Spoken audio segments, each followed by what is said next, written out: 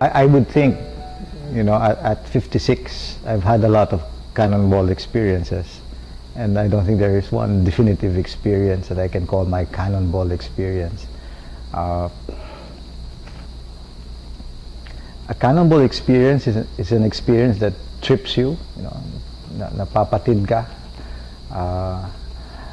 So when I look back, and I like to tell this story,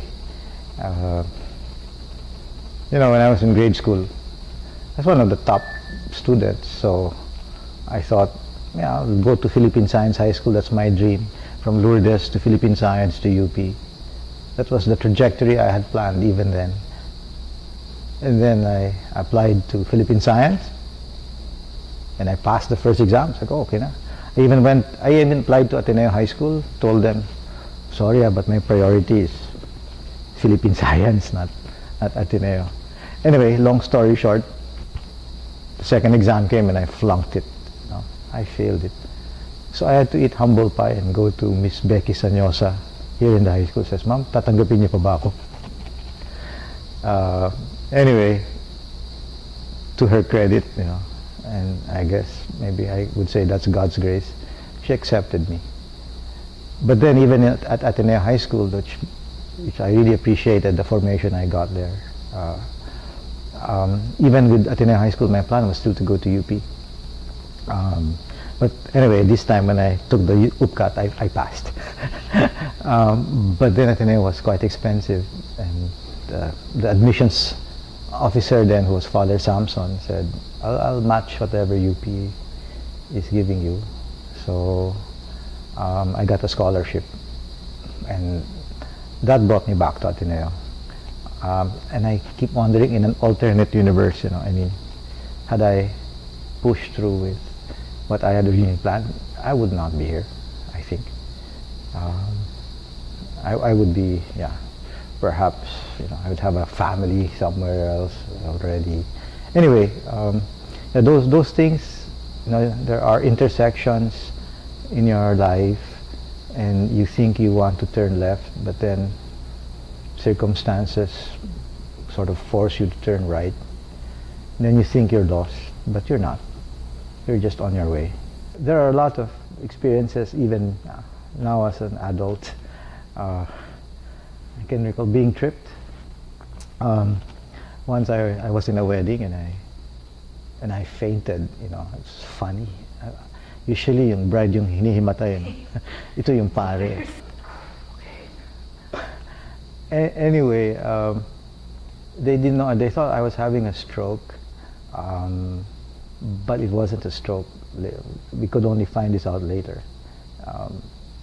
The tests were all okay. I used to faint before, but I remember falling. In fact, when I was in Sagada, back. Some of my friends will know this, but this time, I think doctors think it was a glaucoma attack. I could have gone blind actually. But when it was happening, I was even smiling. I said, God, what a way to go. I said, is this it? Is this it? Am I going? While they were bringing me from Tagaytay, was it? Or Nasugbu to the hospital. It was a long ride. I don't know.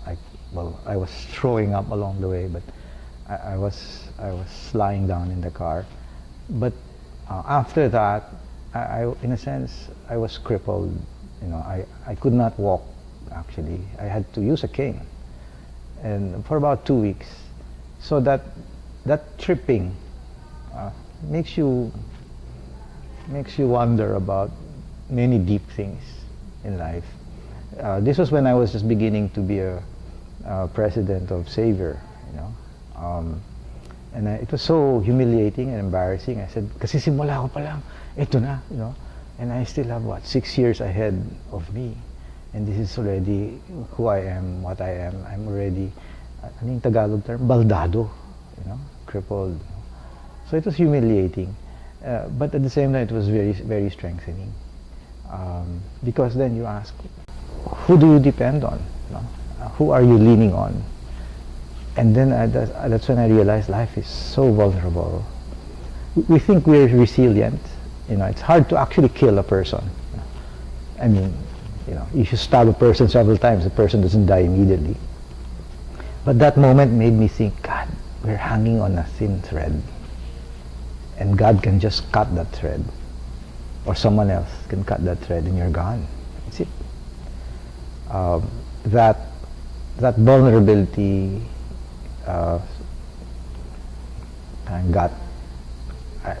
that vulnerability made me think and made me pray a lot more, actually. What is the point of all this, this journey? We tend to take it for granted that we'll live up to what, 90, 80? I'd like to go around 80, maybe. I don't know if that's possible. In the many instances when I've had to anoint people, coming home sometimes I ask myself, gosh, I'd like to die. If I'm going to die, and I'm going to die, I'd like to die peacefully, not with so many things attached, not with a lot of pain. But that's not our choice, right? And so my only wish is that if I die, if we all die, let there be fullness, that we've lived a full life. And I think that's the one that will give me serenity as we face that last door that we have to go through.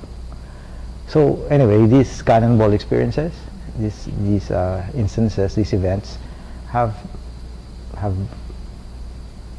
shaped me into who I am today. Life is something that I cannot just take for granted, and that I have to live this life to the full, any chance I get.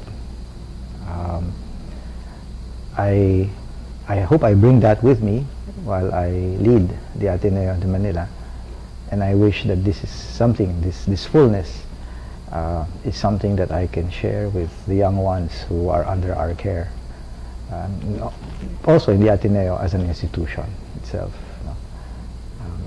So I pray for more cannonball experiences for you, for others, for those who are on this journey of loving Christ and expressing that love